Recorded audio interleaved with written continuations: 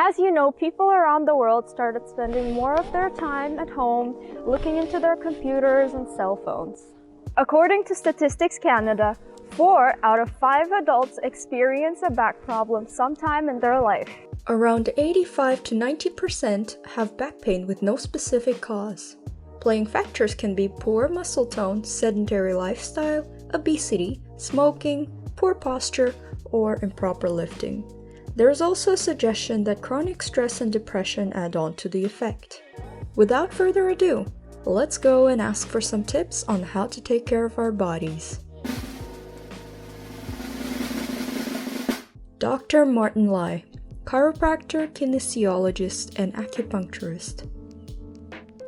Muscle tightness and joint stiffness. Your muscles will tighten up so that it doesn't have to actively contract to hold you in that position, and your joints will swell just enough so that they can hang your body weight off passively. So if I'm sitting like this, the passive, more energy efficient way to hold myself up in front of a computer would be to be like this.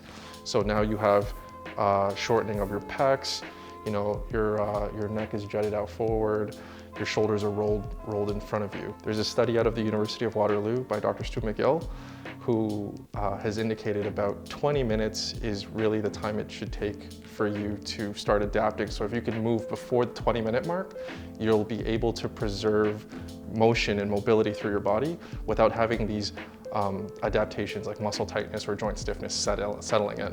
Grab the bottom of your chair to anchor your shoulder, so when you do the stretch, your shoulder doesn't come with you.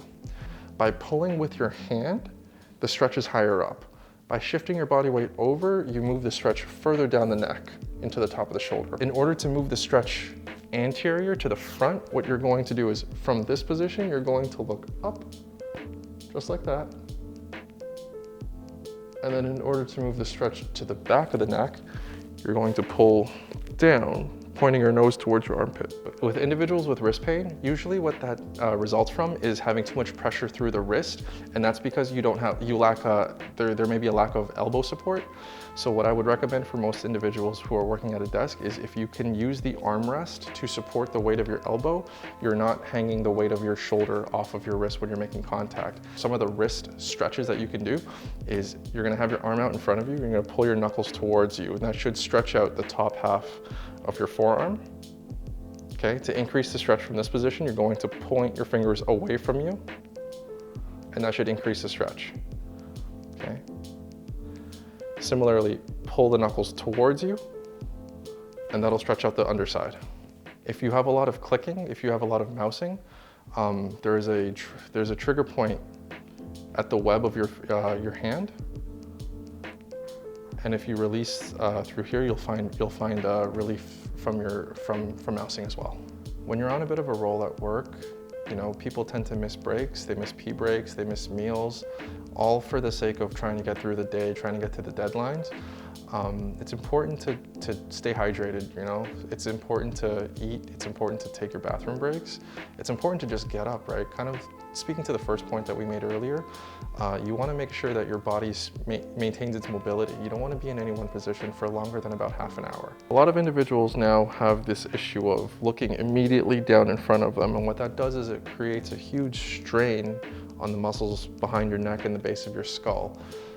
This could lead to pain. This can lead to postural strain and muscle spasm in the long run. One of the things I recommend individuals who are on their phone a lot is to support their elbow with the other hand and then just look at their phone like this. So carrying a heavy purse on one side creates a muscle imbalance, because if you're constantly pushing down on one side of your shoulder, you're eventually going to have your low back involved to try and counter that weight. So what happens is you have a left and right muscle imbalance where you're trying to overcompensate to carry the bag. And it might not be immediate, but this is something that, unless it's balanced out, will eventually show itself. If you can use your left and right side frequently, or at least consistently, share the load. That way you don't rely too much on one side. The other thing too is, with regards to your purse, you wouldn't want to carry anything more than 10% of your body weight. So if you're 100 pounds, don't carry anything more than 10 pounds. If you're sleeping on your stomach and your neck's turned to one side for 8 hours, you're going to create a postural strain on that side. Anything higher than 2 inches, we have some people who come in wearing 4-inch stilettos, right? Red bottoms that are this long, 9-inch heels even sometimes. So what you want to do is you want to make sure that when you're wearing them, you're cognizant of how much strain there is in your calf. In the long run, that will also create a bit of a postural strain. The other thing about heels too is if the toe box, so where your toes are in the shoe, if it's too narrow, that could lead to bunions, that could lead to corns, that could lead to degeneration going into the big toe. When a muscle tightens up, the joint will likely stiffen up as well. And when it swells to stiffen up, we think it fills with nitrogen. It's hard to do a biopsy live on an individual to make that kind of study, but usually when the joint stiffens up, it preserves that joint angle. And in order to release the tension, what you have to do is bring the joint through its full range of motion. And what that does is it decompresses the joint, which creates a noise. The noise that you hear, the popping noise. Nothing actually cracks. It's not like it's not like snapping a twig. I know the noise might be similar, but it's not anything breaking.